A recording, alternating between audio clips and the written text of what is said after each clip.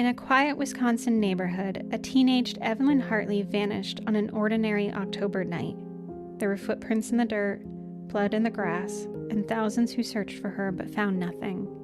Yet decades later, her name is spoken not for who she was or the true facts about her case, but for the monster she's been tied to. This is her story.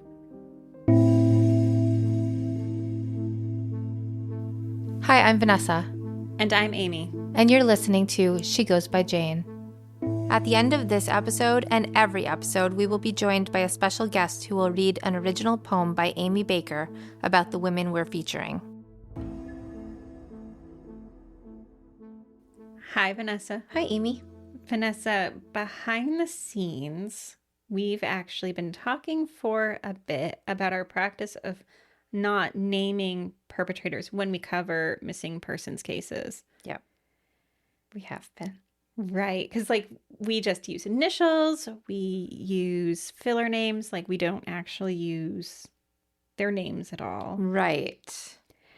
And you asked me if it felt like we're somehow letting them off the hook, by not naming them, or somehow absolving them, even in some sort of small way. Right. Making it so that who is responsible for this? Right. It's almost like these things are just happening out of nowhere. That's just how I've been feeling a little bit lately. I do believe we should be focusing on the woman that we're talking about, but there's a little part of me that's are they getting away with it too easily? Right, when they're not publicly kind of named and shamed, right? Right, exactly. Yeah. And I agree. It could come across that way, that basically in avoiding their names, we're softening what they've done or disconnecting them from it. But that's not what we want for the women who've experienced violence. And again, not every missing persons case involves a perpetrator. Right. But very often they do, right? And we do want our stories to stay victim-centered. So Vanessa and I have been talking about this. And yeah, it's really we've not been naming them because at the end of the episode, the names I want our listeners to remember are the women that we're talking about, the women who are still missing,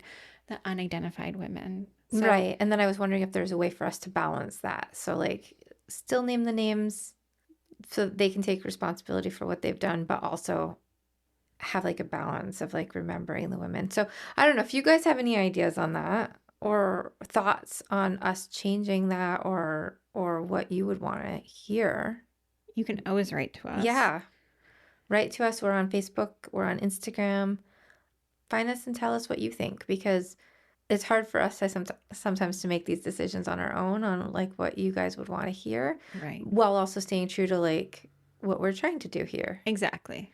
Yeah. So I wanted to test out how I would feel about that, to make an exception.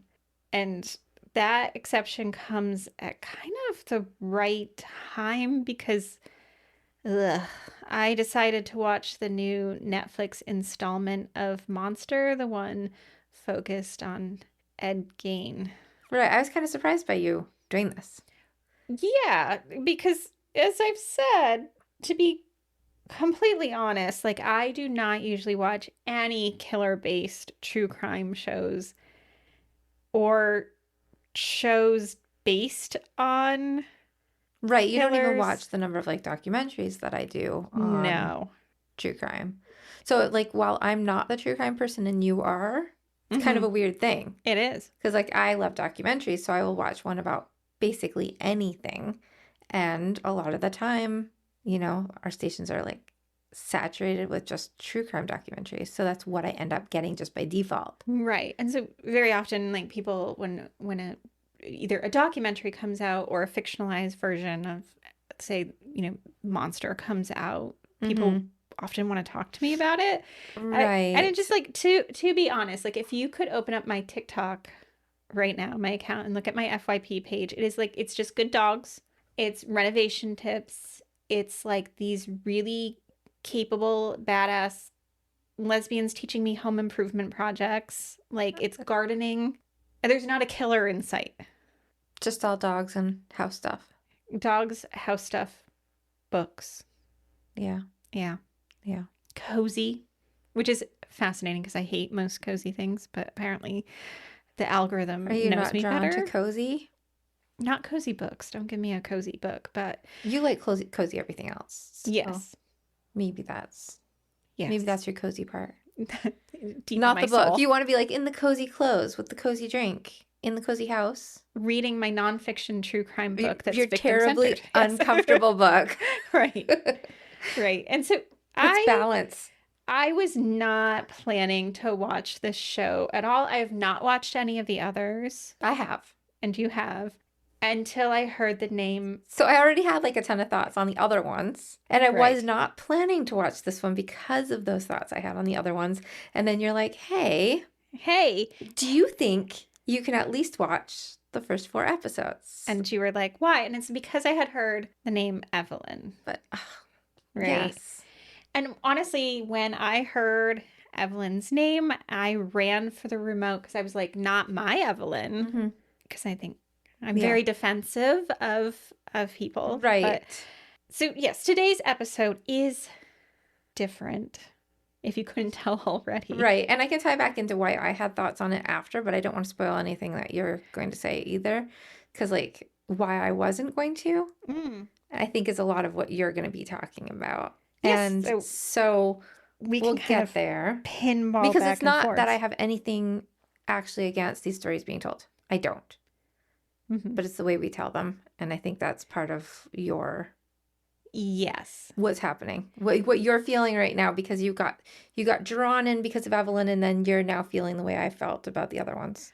Right. I mean, I think, although I probably will continue past the 4th because, I mean, I'm not also one to leave things unfinished. That's true. I have watched the entire series. I have thoughts. I have feelings.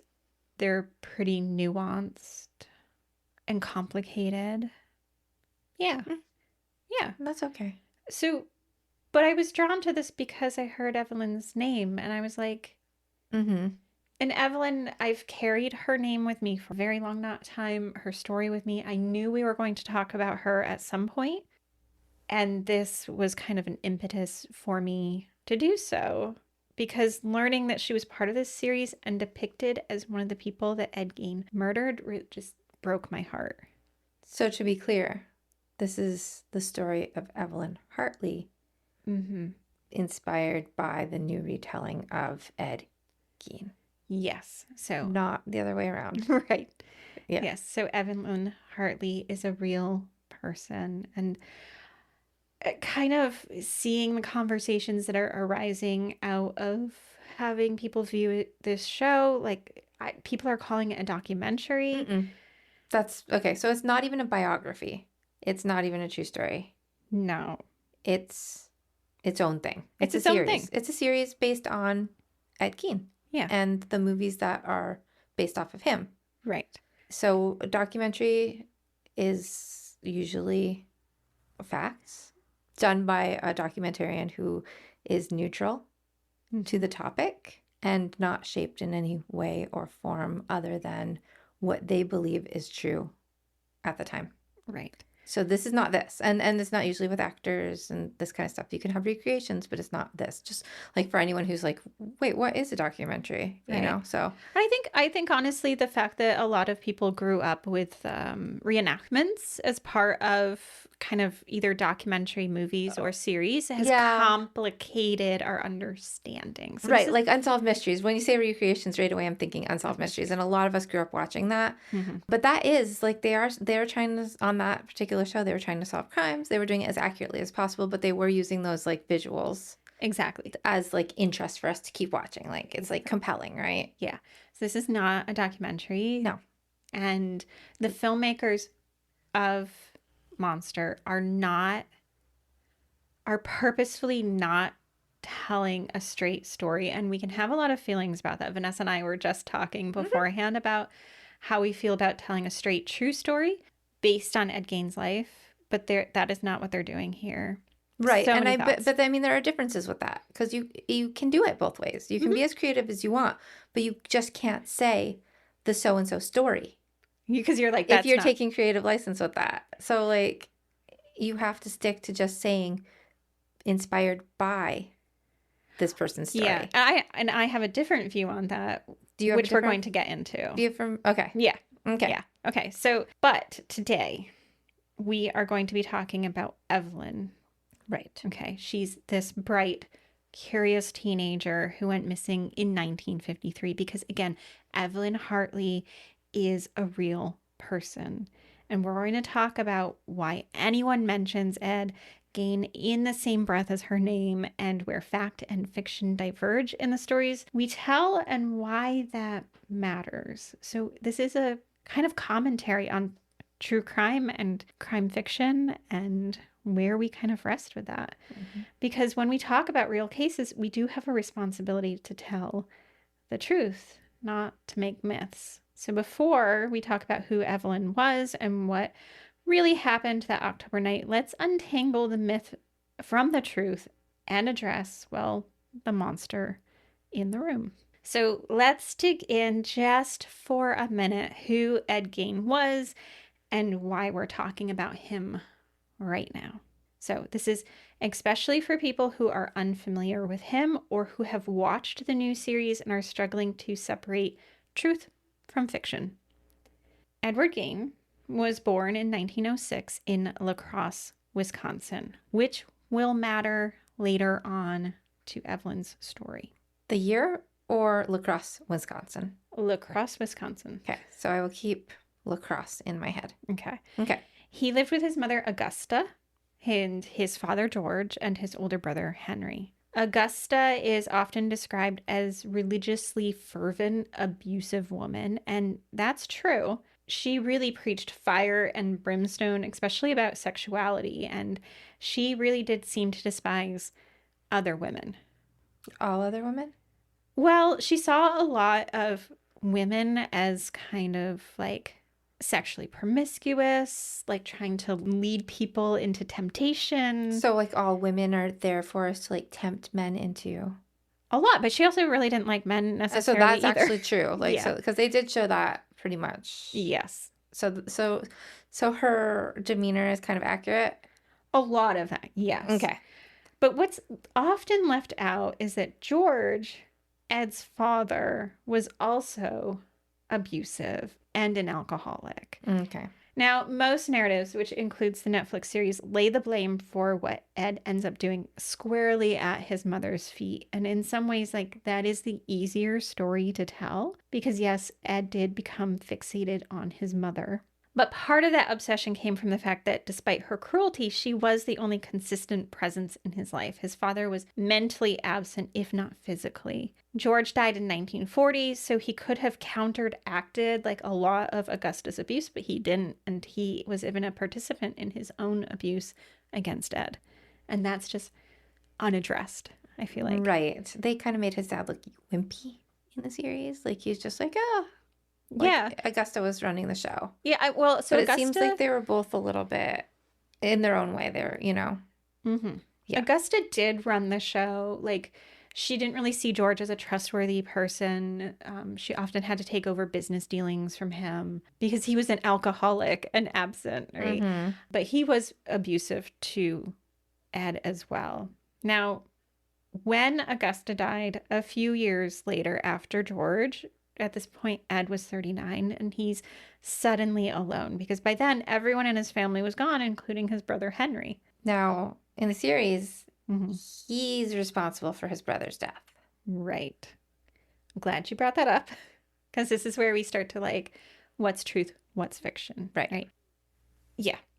Now, in Monster, Ed is shown killing his brother and covering it up during a brush fire. And it's true that the two men were fighting a brush fire when Henry died. And it's true that the details were suspicious, but what actually happened is something only Ed Gein would know. Now, some believed Henry died of a heart attack, which his father actually died of. Okay. Others think Ed killed him. Ed always denied it, but denial doesn't always equal innocence, particularly since Ed had difficulty owning up to the murders he is known to have committed. Okay. So after Augusta's death, Ed's world suddenly became smaller, and for all of her contradictions, She had been his North Star in life, and once she was gone, he drifted and became even more isolated than he had been. That's when the grave robbing starts. Around 1947, he started exhuming the bodies of older women from cemeteries in the area and bringing them home and using parts of their bodies to create household objects and clothing. And those details have been documented and really sensationalized elsewhere, so we don't actually need to repeat them all here. Mm-hmm. But what matters is that Ed's fascination was focused on a type of transformation, so on skin and identity, and it escalated. Yes. It was like some sort of very dark crafting projects Yes. happening that we don't need to talk about, but that's enough. Mm-hmm. Yeah. Yeah. You'll see if you watch the Yeah, or if you look up if anything. you watch the series, or if you look up anything, there's definitely some human arts and crafts going on. Yes. Now, one of the things is I think they did show him like trying to dig up his mother. Mm-hmm. But then it like opens up this curiosity. Had he been able to successfully dig up his mother, Mm-hmm. because that actually did happen in real life, Right. would he have been able to stop there? Would it have not done like... Mm. I wonder if just like that would have been enough. He wanted his mom back so badly. Yeah. Anyways, it's just a curiosity I had while I was watching. I'm like, if he would have succeeded on this one, maybe all the rest of the stuff would not have happened. Like where... There's no way of knowing that now, No. obviously, but it's just a thing to think about. But to ponder. To ponder, because that's the kind of thing I ponder. Now, he goes from grave robbing to murder. And in 1954, he does kill a bar owner named Mary Hogan. 3 years later, in 1957, he murders Bernice Warden, who owned the hardware store. It was actually Bernice's disappearance that finally led police to Ed's farmhouse and everything he had done. He was institutionalized soon after, and he was diagnosed with schizophrenia. And as I was thinking about like what to say here, I came across a comment online from someone who said she felt sympathy for Ed while watching Monster. Okay. And I don't think that that's a bad thing. Right. I mean, he definitely is a victim of abuse, and he definitely is suffering from a mental illness. Exactly. So we can sympathize with the human side of him, but that's not an excuse. Also hold him accountable. Right. Like also we can hold him do accountable. both things. Right. And also, not everyone who has schizophrenia becomes an Ed Gein. Right. Almost none of them do, except for Ed Gein. Yeah. Like, so it's one of those things too. It's like, because I say all the time, you know, that I'm not personally interested in killers or their rationales. And by that, I'm not interested in glorifying them in any way. Right. Right. But we can, as you said, like understand someone's humanity without excusing their harm. Right. Yeah. You usually aren't too interested in that. Like I said, you do have the like you can feel for them, especially when they're children and before these things happen. I am kind of interested in it, but I also hate how it gets tied up in that thing of like, well, their mental illness caused them to do this. As somebody who's like very into like mental health, I really, really don't love that part because so many people have mental illnesses and don't commit crimes. Exactly. And the vast majority. And people who have mental illnesses are actually much more likely to become victims of crimes. And that's especially true for schizophrenia. It's something I think about a lot because one of my brothers is diagnosed with schizophrenia. So I think about like what harm could happen to him. Right. Because of that, right? Right. Now, what I think Monster does want from us is for us to feel conflicted, to see Ed as both a product of his environment, of his mother, of his trauma, of violent comic books and World War II imagery. And the series creators have said that they wanted to turn the camera around on us, to make us examine why we consume these stories, and to critique our own decision to watch what they produced. Okay. So, I mean, that's like a solid want, I guess. Yeah. So in the series, you'll see, you know, the fourth wall is broken a few times in which it's like we're being addressed as the viewer, right? But here's the thing about all of this. One of the conversations I've had at dinner, actually, because this is the kind of thing we talk about at the dinner table. Why not? was about why the series is called Monster: The Ed Gein Story, which is something that you're like, That part doesn't when sit well with me. so much of it is simply not true. Like Mhm. they add more murders, they invent a girlfriend, they have him taking part in the capture of Ted Bundy. So how can it be subtitled The Ed Gein Story? And I think in one sense that's the point. The show itself becomes about the mythologization of Ed Gein. In the final episode, which Vanessa will get there, when Ed is dying of cancer, he's told that the stories being told about him aren't accurate and that he should write down his own story. And he says essentially that there's already enough stories about him. That's one of the show's central arguments. The myth of Ed Gein has become bigger than the man himself. I guess my main problem with that being called the Ed Gein story is that some people will take that at face value and think this is his story. And then it does lead us to having people like Evelyn kind of fall between the cracks. Yeah. So it's true. Yeah. So it's just like, unless you actually sit with this and think it through. Like, I just need people to understand that are watching it that it's not actually his story.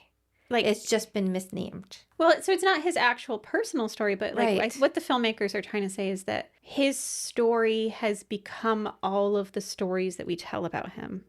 Okay. I'm getting what you're saying, but I also know that a lot of people will take that as face value. Right, without actually thinking about like the story beyond the story. Right. Like, what am I actually thinking about? The story in the sense of the word story, as opposed to the story in like accurate retelling of true crime people, like the people who commit these things. Yeah. So. Now, the filmmakers, they say they want their work to turn its lens on us. And I think in doing so, they give themselves a pass, because if they were truly interested in exploring how violent imagery affects us, which is what they state explicitly that they wanted to do with Ed's story, what does it mean that they've taken a real missing teenage girl, Evelyn Hartley, and turned her into a fictionalized, violently aesthetic murder scene?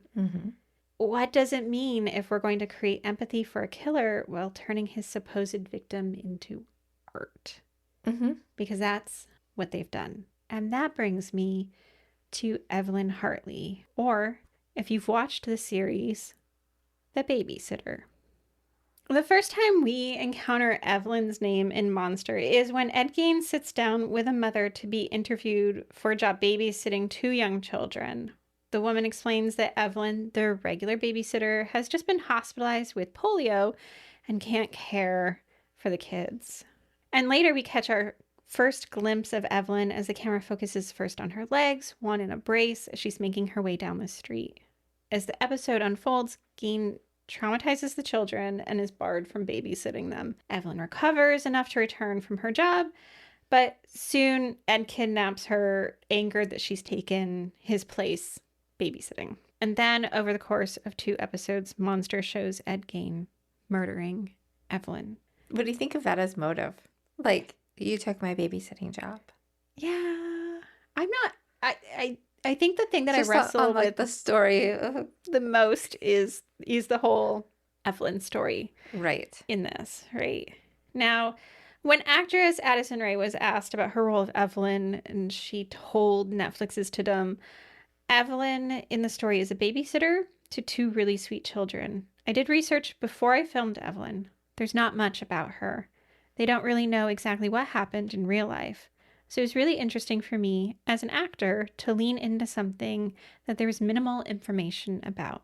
Addison Rae, to be clear, I just want to make this clear, she does a commendable job in her role and in the role she was given. But let's sit with that statement for just a minute. Evelyn was, yes, a real person. Evelyn was, yes, a babysitter. And Evelyn was, yes, a victim, but not of Ed Gein. Right. So what are your thoughts on that? Because I feel like you have some thoughts. So like we will say the actress did a phenomenal job of just being like this really great babysitting teenager, Right. But like you have some feelings about just like that, right? Yeah, because when we look at this, like it's in their attempt to recreate the mythologies surrounding Ed Gein, the show re-victimizes Evelyn, who is a young woman. She had her own story, her own real story that we actually know a lot about, right? And like that deserves to be heard. And so, where is the real Evelyn? So there's actually quite a bit of information about Evelyn. Yes. Okay. Right. Are you going to tell us? Of course. Okay. Because I knew you were getting there. I know. I'm going to ask because, Yeah, that's because what I as much as do. like we've already devoted to this episode about Ed Gein, the film, etc., like Right. Evelyn is overshadowed, right? Mhm. So Evelyn Hartley, she was born in 1937. Her father, Richard, was a university professor.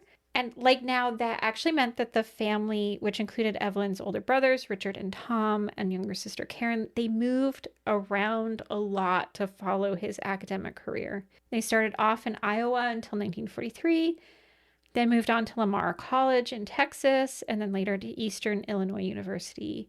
It's while they were in Texas, though, that tragedy struck. Richard, the older brother of Evelyn, passed away from polio in 1946. And they have Evelyn with polio. So does she have it too? No. No. No. I have a lot of feelings about having a fictionalized version of Evelyn dealing with the effects of the same illness that killed the real Evelyn's brother. Yeah. They like borrowed his disease. Yeah. Gave it to her. Mm-hmm. Borrowed her as a victim. Yeah. Yeah. I mean, she is a victim, but like, I hope, I guess one of the hopes is that like people don't think that this is what happened to her and then stop trying to figure out what did. Exactly. Because like there's a lot of like push sometimes from like online sleuths, right? Right. To like solve these cases, and right. Maybe it should be like. Well, yeah. So hopefully we recenter her case, and as much as I don't like necessarily talking about Ed Gein, if that's people's entry point into this story, and that they can sit down and actually hear Evelyn's real story and learn to separate the fact from fiction, like that would be good, right? Right. Awareness. Yeah. So in 1950, the family moves and settles in La Crosse, Wisconsin, where her father joined the faculty at the university there. And that's where Ed Gein was born. That was the place we had to remember. Exactly. Although I remember the year too, I think. Do you? 1906? Yeah. Okay. Now, so you're very surprised by this. Well, we've covered a lot of ground since then. I know. Okay. Now, this is the small thread that connects Evelyn and Ed. He'd been born in La Crosse in 1906, but his family moved to Plainfield, which is more than 100 miles away, when he was around 8 years old. That was decades before Evelyn was even born. So the connection between them is practically non-existent.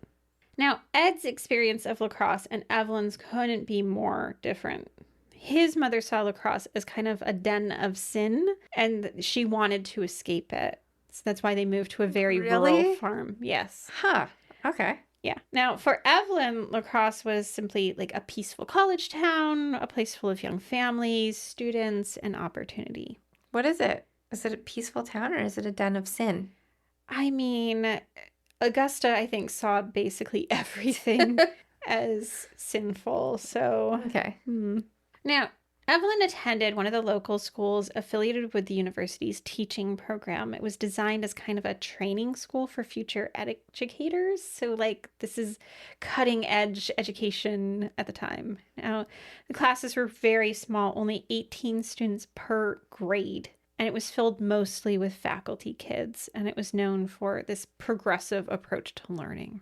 By her junior year, Evelyn was thriving there. She was active in the musical society and the science club, and served on the Honor Study Hall Council, which I don't know what that is, but it sounds very serious. It sounds extremely serious. She was quiet and reserved, but Evelyn had a few close friends, Mary, Merritt, and Nancy, and they formed kind of a tight-knit circle. They would bike together, they'd have sleepovers, they'd explore town together. They were pretty locked in. Despite her quiet nature, she also had a daring streak, though. This is my favorite story. One morning at a sleepover, the girls snuck out at dawn, biked to the local pool, and jumped in their pajamas. Very timid, daring streak. Yeah.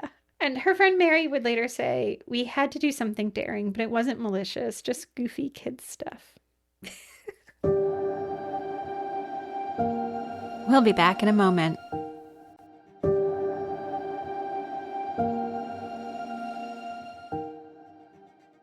Now, outside of school, Evelyn spent much of her time with her family. They attended church, they would often go hiking. One of her brother's friends remembered her as fearless, saying Evelyn was one of those who could handle snakes and everything. She was really into those animal things. By October 1953, Evelyn was trying to step out of her comfort zone. She auditioned for the Girls Drama Club, which she would have to practice a dramatic reading under the mentorship of an upperclassman. She was given Carol as her kind of mentor for this. Carol later recalled, "I just thought she was really quiet. It struck me as strange that someone so quiet and soft-spoken was in the drama club." And it's just such a human moment. We've got this quiet girl who's kind of testing her own confidence. And I really want, this is the version of Evelyn that we should remember. Not the fiction, not the myth. There's a real girl in La Crosse who was just beginning to step into herself. But that brings us to the night of October 24th, 1953. It's the night of the big La Crosse State football homecoming game against River Falls. Everyone in town, it felt like, was going, which meant babysitters were in high demand. Evelyn had never babysat for Dr. Viggo Rasmussen's family before, but he and her father knew each other from the university. Evelyn is a solid pick as a babysitter to watch over their youngest 18-month-old, Janice. Evelyn would only be in charge of one of the Rasmussen children.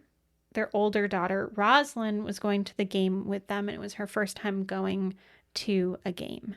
Dr. Rasmussen drove the 5 minutes to Evelyn's house and picked her up, and Evelyn got in the car dressed in a white blouse and red denim pants. Evelyn and Mary actually owned the same outfit, sometimes dressing identically, so I'm guessing this was a favorite outfit of hers.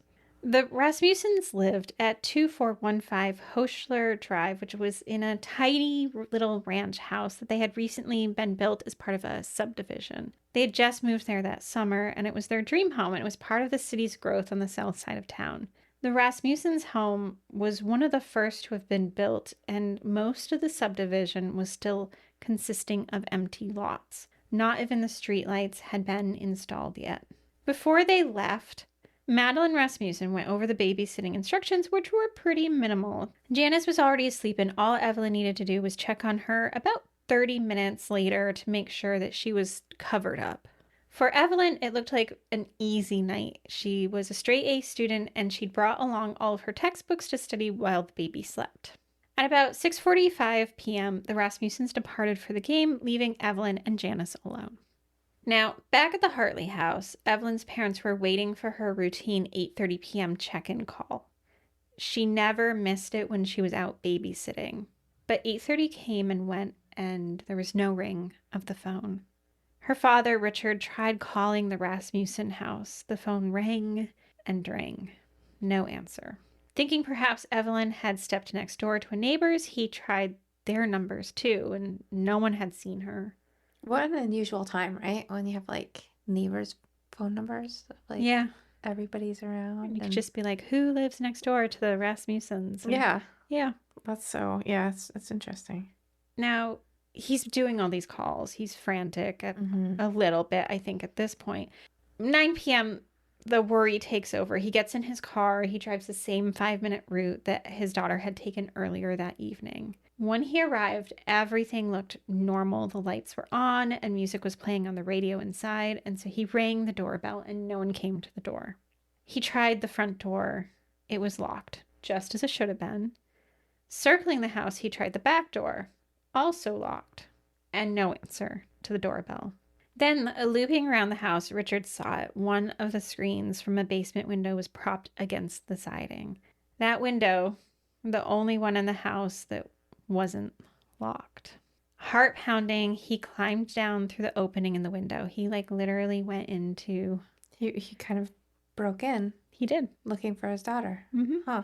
Now, he's going in through this basement window. He's expecting kind of a drop on the other side, but there's not one. His foot actually catches on a small ladder that's just inside the basement. So he gets into the basement, starts moving through to the stairs, and there at the bottom of the stairs was one of Evelyn's shoes.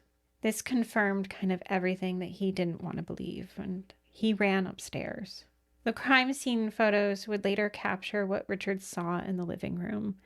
Evelyn's glasses were neatly folded and tipped upside down on the floor. A single one of her shoes was flopped on its side as though it had been kicked off. And blood, which looked like dark smears in the black and white photos, but in that moment would have been unmistakable. Inside the nursery, baby Janice was still asleep, but Evelyn was gone. The search for Evelyn begins immediately. Rushing to a neighbor's house, Richard phones the police from there, and soon over 20 officers actually descend on the Rasmussen home. From the beginning, no one questioned whether something terrible had happened. It was pretty clear. Circling the home, investigators found that someone had tried to pry open 3 other windows before finally entering through the basement window. In the dirt outside were footprints from tennis shoes. Richard stayed pretty close to law enforcement as they moved around the property again, and that's when they found something he hadn't noticed in his frantic search originally. A pool of blood about 10 feet from the basement window. It was 18 inches wide. Inside the house or outside? Outside the house. Outside, okay. So it must have been clear in that moment that whatever had happened to Evelyn was unlikely something that she could have survived, because too much that blood is a lot of blood. The trail of blood, which they found, actually led from the house towards the garage. Later on, by dawn, when they had better lighting, they actually found more along a neighbor's garage wall, and police believe that the marks were left by Evelyn's hand, as maybe she was dragged or carried past. Evelyn's mother, Ethel, would later walk this scene herself, tracing the same path, and she told reporters quietly, "We know she isn't alive now." Even so, the search began with the kind of intensity that we rarely see in missing persons cases. George Brooks, one of Wisconsin's best-known searchers, lived in La Crosse, and he brought his bloodhounds, who tracked a scent from the basement window to Sisson Drive and then to Cooley Drive, where the trail vanished. Brooks believed that Evelyn had been taken from that area by a car at that point, so his dogs couldn't follow the scent. That theory was supported by a witness whose name is Ed Hofer, who had come forward soon after the reports of Evelyn going missing reached the news. He told police that on the night of Evelyn's disappearance, he'd been on his way to pick up his brother when he saw 2 men staggering under the weight of a girl between them. Her head kind of rested on one man's shoulder, and her arm was kind of swinging loosely. And I feel like, Vanessa, you're thinking, why didn't he do something? I'm sure everybody's thinking that. Are you going to tell us? Well, I mean, Ed Hofer also later on is like, why didn't I do something if I had just done something? No, yeah. Ed. He said at the time he thought it was this. He said in his quote, "I thought it was somebody celebrating ahead of time for the homecoming game." Like drunk? Yeah. Okay. So he thought it was a bunch of drunk people who had gotten inebriated beforehand. Yeah. I mean, he could think that. Yeah. I mean, why would you wouldn't think it's like a murder victim? Right. You would not. That's okay. So I'm going to say that what he thought is probably what would most likely be what most people would think. Right. Okay. Now, he goes into his brother's house, comes out a few minutes later in his car, and he sees a 2-toned green Buick drive past with a girl kind of slumped in the back seat. So could that have been Evelyn that he witnessed? Mm-hmm. He wasn't sure of the time, but he placed it around 7:15 p.m., which was 15 minutes before kickoff, because he was going to the game. Wow, that's only 30 minutes after you said the parents left? Mm-hmm. This happened so fast. So by the time she wasn't calling at 8:30. That's long. Whoa. Mm-hmm. Okay. Now, as word spread through the Crosse, more witnesses kind of came forward. A neighbor had heard a scream about 7, so that's 15 minutes. She'd only been at the house for 15 minutes? Yeah. Had somebody even... How could they even follow her? Because she was in the car with Janice's dad. I have a lot of theories. Like, we're talking, this is a neighborhood under construction, right? That just seems too quick. It's so quick. 15 minutes later, the person tried 3 windows, went in through the basement. It's like... Got her back out at that point. I feel like the Rasmussens left, and this person immediately... So, like, they were watching. Yeah, I think so. How would they know? And it's just, the whole thing is like, so quick. Mm-hmm. It's really scary, isn't it, to think? So frightening. And I think when I started encountering and thinking about missing persons cases, that's one of the things that struck me the most is like how tiny the time frames are, right? Right. So 6:45, she's left alone.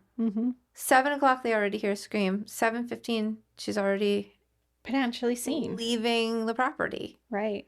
Now, the person who heard the scream, they thought it was like neighborhood kids playing. So they also didn't suspect anything at the time.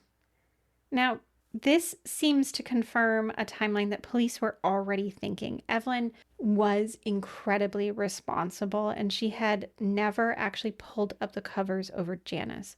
So if you remember, the mom said pull the blankets up about half an hour later, which would have been 7:15. That never happened. Yeah. But even with all these tips, police knew the kidnapper had hours of lead time. Because as you just said, by the time 8:30 rolls around, we're hours out. And then the crime scene was quickly compromised. Within hours, hundreds of onlookers had crowded around the Rasmussen home, trampling through the yard and the neighboring lots, eager to get a look at the crime scene, which I guess is... How did they know? Where did these people come from? Did they leave the football game?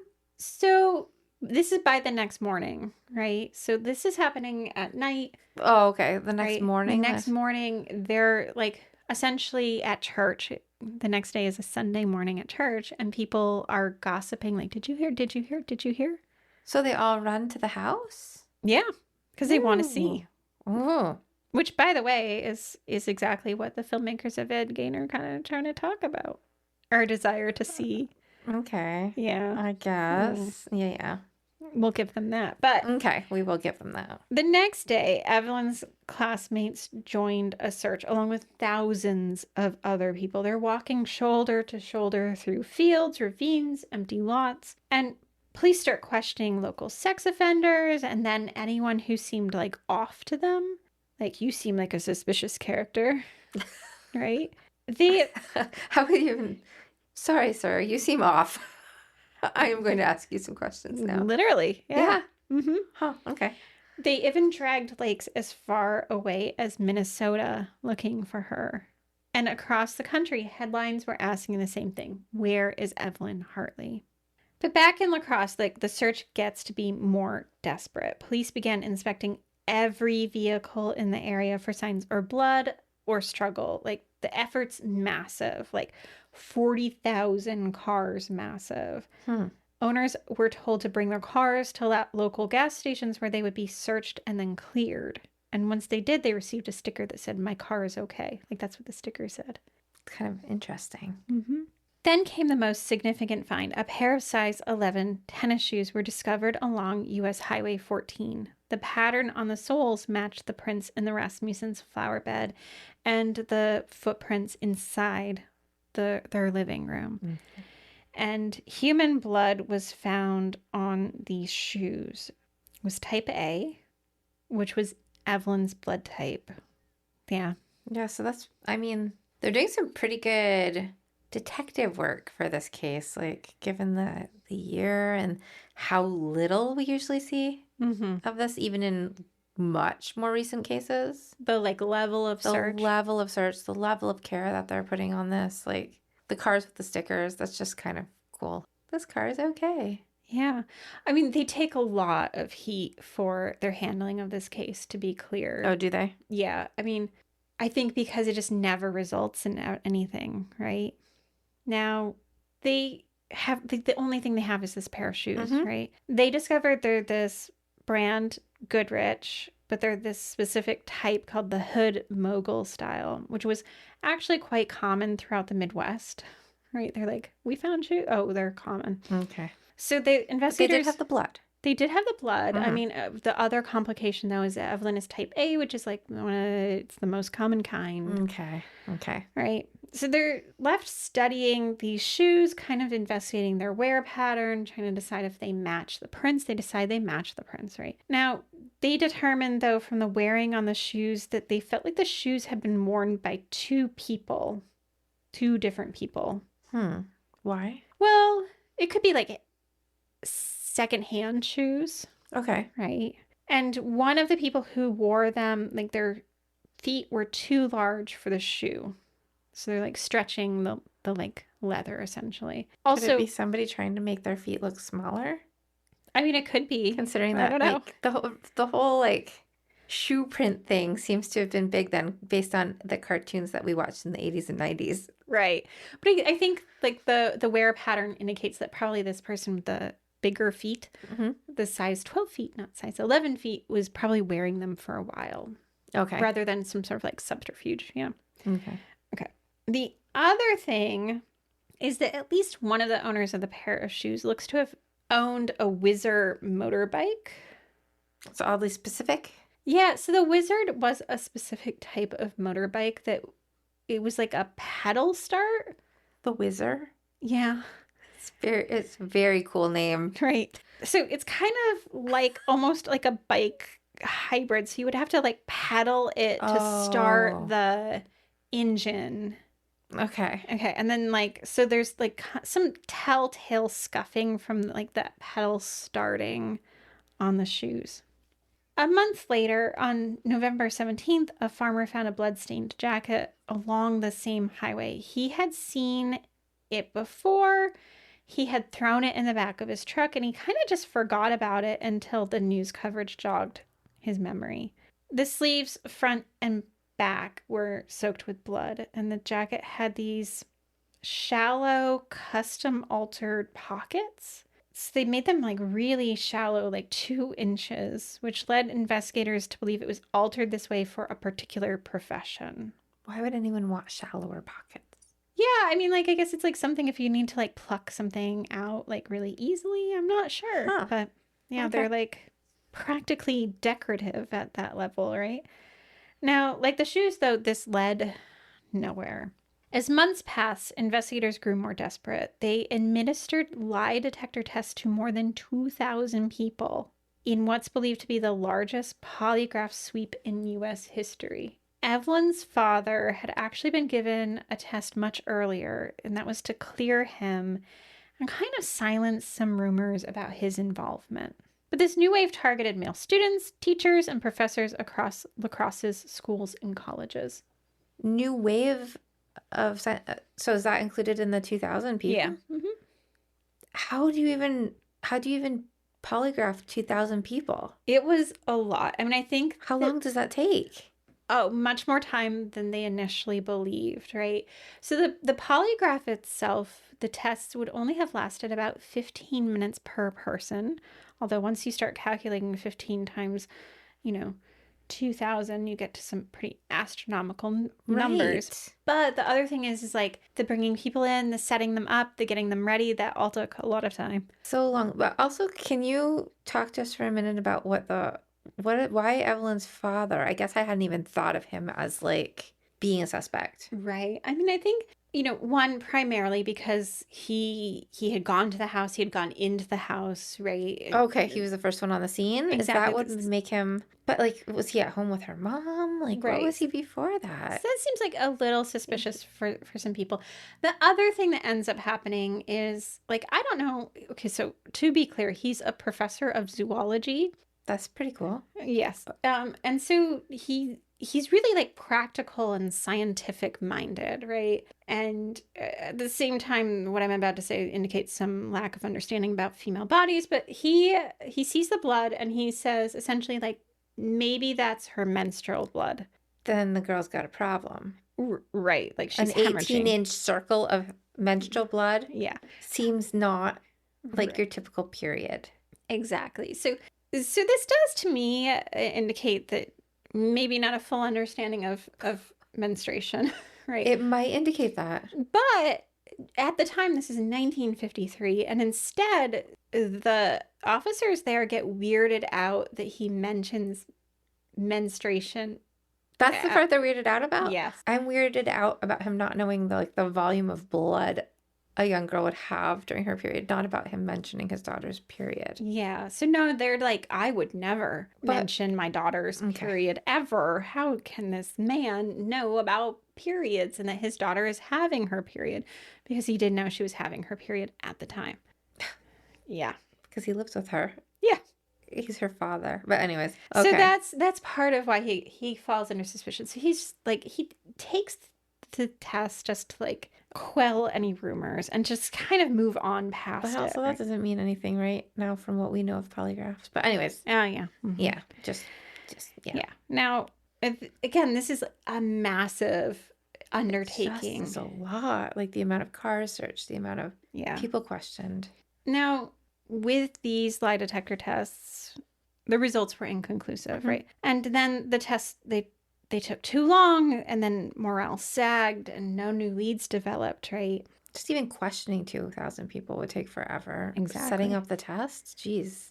Now, by 1954, it was clear that Evelyn's disappearance would become one of Crosse's unsolved crimes, which was just another case in a string of murders and vanishings that this department had failed to close. That's why all happening in La Crosse? Yeah. So maybe it is a den of sin. I mean, Augusta might be right. I don't think Augusta was right about anything. She was onto something, Aimee. No. Okay. Now, so Evelyn's not brought home. And though the case has been revisited again and again through the years, Evelyn's story has really drifted into obscurity. It's just one more missing girl in the long shadow of Americans' forgotten teenagers, except... Do you think that's maybe why she was chosen for this? Because there's no ending to her story, so they're just like, okay. Oh, why she was chosen for the series? Yeah. Well, it goes like a little bit further than that. So Evelyn, okay, let me clear up some things. So the search for Evelyn, it stretches on, right? And the facts kind of begin to fade into stories. People really wanted answers. And then the absence of answers, like that's when myths start to grow. Okay, so we are already in that mind frame. Then is what you're getting at? Yes. Is that what you're now inching towards? I am inching slowly. Now, okay. In the 72-year search for Evelyn, thousands of individuals were questioned. Again, this is like a massive investigative case, right? And one of those people was, yes, Ed Gein, who was questioned for about 1 hour about possible involvement with Evelyn's disappearance and likely, let's face it, murder. That wasn't a very long question for an hour. No. And was he already in jail? Yeah, so he was institutionalized. Okay, he was already known for his crimes and put somewhere at this point. Yeah, so they questioned him after as kind of a host of cases that they actually ask him about. But so if it was only an hour, it makes me think they didn't right away. They're like, nope. Well, Evelyn never fit Ed Gein's kind of victim profile. Okay. His targets tend to be older white women who, in his mind, resembled or reminded him of his own mother, right? And Evelyn would not. No. Not at all. And Plainfield, the town where Gein lived, again, it's 100 miles from La Crosse, which is a long way to travel in the first place. But again, in one of his battered old trucks, highly unlikely. Also, didn't you say he was kind of almost like he had shrunken his world down to just his house mostly and just like going out a little bit? Yeah, so he really stuck around his farm. He's not like a wandering guy. No, and then the 2 women he murdered, those were close to Plainfield, and also the cemeteries that he stole women's bodies from, those were close by as well. Okay, so it just seems, like I said, if they only questioned him for an hour, it seems like everything was... Yeah. Yeah. So When I still hear people say that they believe very firmly that Ed Gein kidnapped and killed Evelyn, I'm just going to need you all to sit down. Like, You don't want to hear it. I don't know. Now, over the years, far more plausible suspects have surfaced, including one chilling barroom recording where two kind of rough men from the area allegedly talk about their role in her abduction. To be clear, I'm not including more of that in here because, like many of the leads in Evelyn's case, this ends up not getting any traction, at least publicly. Okay, so you think it's more plausible, but you don't think that they did it because it never got. Well, I think it's plausible, but I'm And that one man, the witness, said there was two guys. right. I think it fits a lot of potentially what was going in La Crosse in that time. It didn't go anywhere though. You know, we're kind of, it's just like that came out in 2004 and here we are 21 years later and what happened to that, Okay. right? But still more plausible than Ed Gein. Exactly. Okay. Now, Evelyn's disappearance, though, it fundamentally changed the way people in La Crosse saw the world. The Rasmussens quickly sold their dream home. They were too heartbroken and too afraid to stay in the place where violence had come in through the window and changed everything. And around town, people installed bars on their windows. And teens started to turn down babysitting jobs. It's funny because I guess through this conversation, I hadn't really thought of the impact on the Rasmussens themselves. Mm-hmm. Nothing happened to their girls, but that house became, yeah, like you said, there's hundreds of people standing, staring at their house. Exactly. Ugh. Now, Rosalind, who is the Rasmussen's daughter, she was the one who went with them that night. She was 7, right? She said that they returned home because remember, they're gone when all of this is happening. They come home to find police combing through their yard.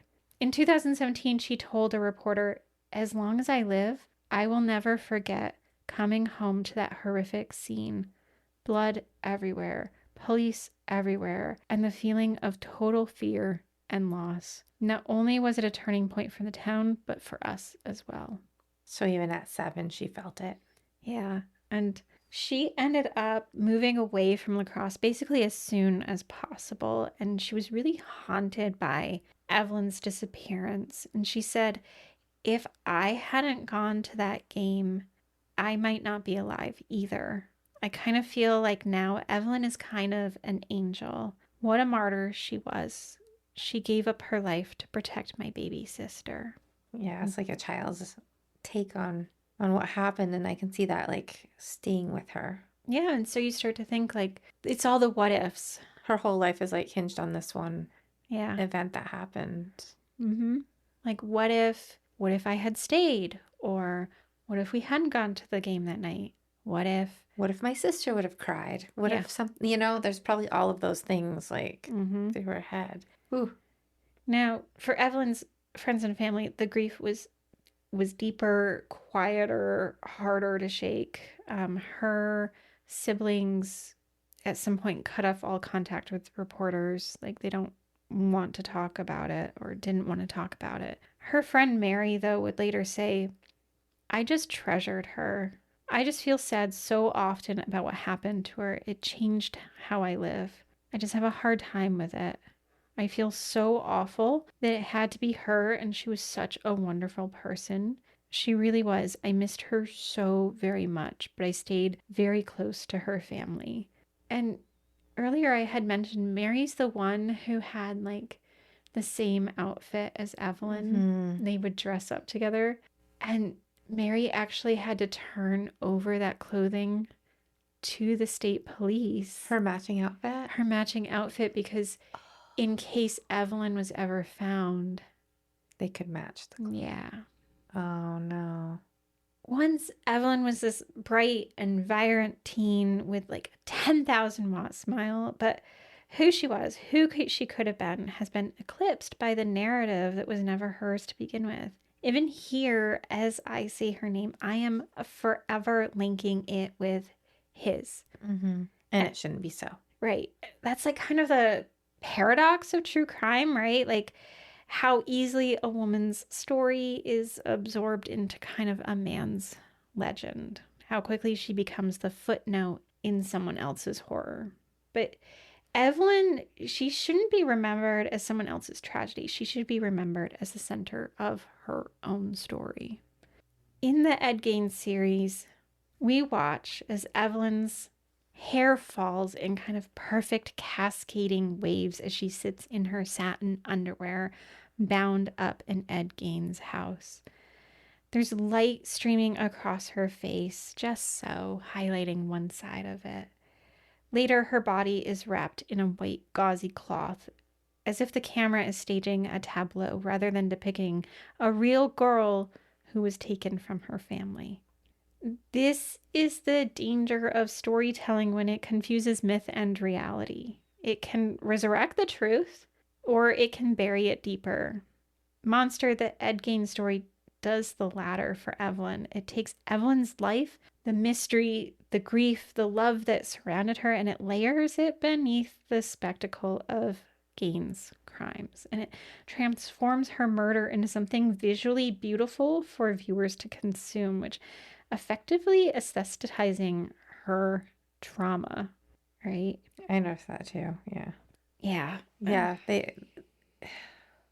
It is a certain feeling when they're trying to add beauty to a murder scene, right? Like, and that scene definitely was that kind of like how can we visually make this pleasing?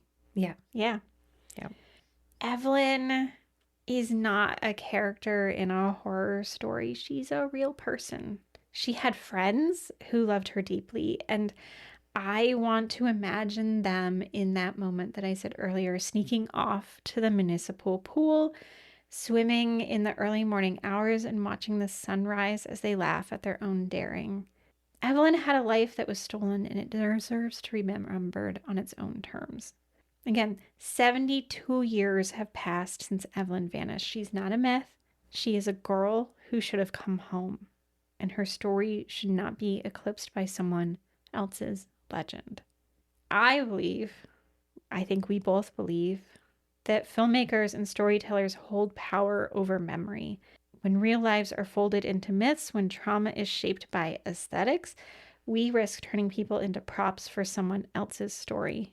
Evelyn Hartley deserves better than that. Her life, her laughter, her courage should be remembered, not repurposed. Swimming, Wisconsin.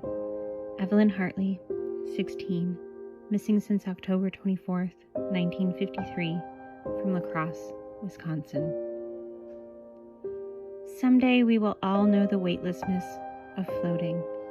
Arms starfished against the bright blue water. I think of every motel pool I slid my body into, turquoise squares scattered across the country like constellations. I never swam at dawn, never watched the sunrise wash across the horizon, never slid my hand across the surface, dove into those chlorinated depths as I wished for one more minute. Let us wait here, our friends' arms snaked around our own, nightgowns floating around our waists, a laugh at our lips. What if we stay here, just before we get on our bikes and pedal home? What if we just stay, again and again?